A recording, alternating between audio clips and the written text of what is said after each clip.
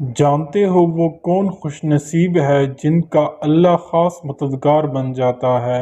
اور ان پر جلدی عنایت کی بارش ہوتی ہے، اور وہ کون سے ایسی چیز ہے جو تمہیں اللہ کے ہاں مقبول اور اس کے خاص مدد کا مستحق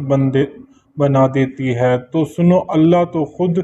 وہ اپنی مخلوق پر ہر آنے بخشش اور عطا کی دریا بہا رہا ہے۔ قرآن خود کہتا ہے کہ وہی جس نے سورج کو اجلیہ بنائی اور چاند کو چمکا دیا، اور یقیناً رات کی الٹا پیر، اور اس کی ہر چیز جو اللہ نے زمین اور آسمان میں پیدا کیے ہیں نشانیاں ہیں، اور ان لوگوں کے لیے جو غلط بنے اور غلط راہوں سے بچنے چاہتے ہیں۔ یاد رکھو تو ہزار بار تعویذ یا ہزار منتیں، لاکھوں بار اللہ کی اذکار بھی کر لو، لیکن جب تک تم ہمت سے کام نہیں لو گے اس وقت تک تمہاری دعا قبول نہیں ہوگی۔ ابھی تمہاری اختیار میں جو کچھ بھی ہے اسے تم برا کر لو، ہمت اور حوصلے سے کام لو تو اللہ کی رحمت تمہاری طرف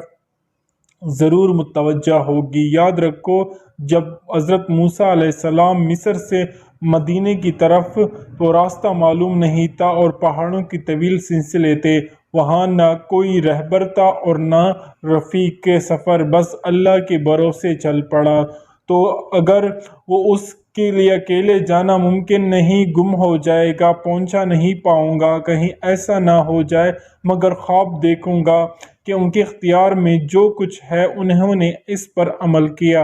اور قدم اٹھائے اور چل پڑا، اور اس کا نتیجہ اللہ کی ذات پر چھوڑ دیا۔ تو اللہ نے خود دستگیری فرمائی اور انہیں منزل مقصود پر پہنچایا۔ تو یاد رکھو کہ تمہارے دماغ ایک پودے کی مانند ہوتا ہے، اس کو تم ہر روز ایک مثبت سوچ کا پانی، تدبیر اور تفکر کی کھاد ڈالو گے نا، تو اللہ خود تمہارے لیے خوش نصیبی کے دروازے کھولے گا۔ اور اگر تم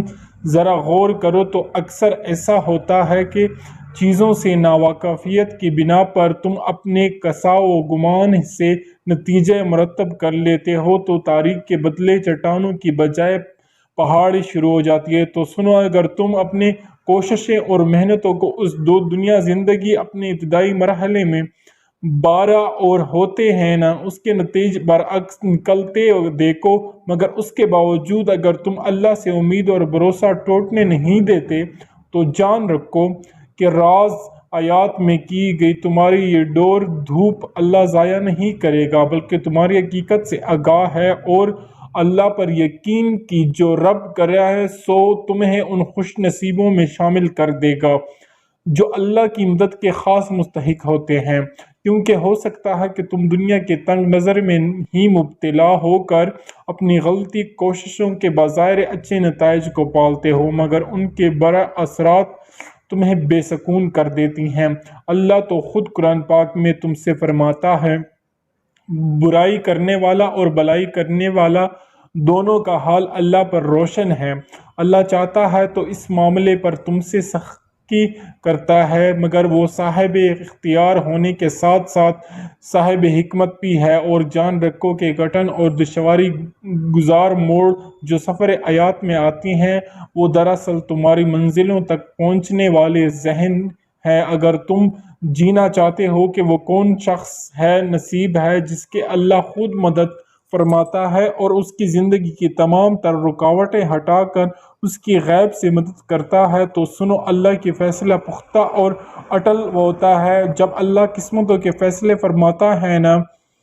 تو ایک صیت خاص میں ہی کر ڈالتا ہے۔ تو جب تمہارے طرز فکر ایسے ہو کہ تمہیں خیر و شر کے نتیجے کا ٹھیک ٹھیک اندازہ ہو، تو اور تم اپنی زندگی کے سارے تنگیوں اور تلخیوں کے باوجود اپنے رب کی خوشنودہ اور اس کے راز کی فکر کرو گے مقدمہ رکھتے ہو، تو برے سے برے حالات میں خوش نصیبی تمہاری مقدر ٹھہراتی ہے۔ نبی کریم صلی اللہ علیہ وسلم نے فرمایا، مومن کا معاملہ بھی عجیب ہے، اللہ اس کے حق میں جو فیصلہ بھی کرتا ہے وہ اس کے لیے اچھا ہی ہوتا ہے۔ مصیبتیں پڑیں تو صبر کرتا ہے اور اس کے لیے اچھا ہوتا ہے، خوشی میسر ہے تو شکر کرتا ہے اور وہ بھی اس کے لیے اچھا ہی ہوتا ہے۔ یہ بات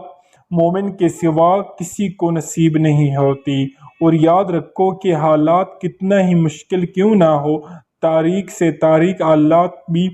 اللہ کی اور امید کا چراغ ان لوگوں کے لیے روشن رہتا ہے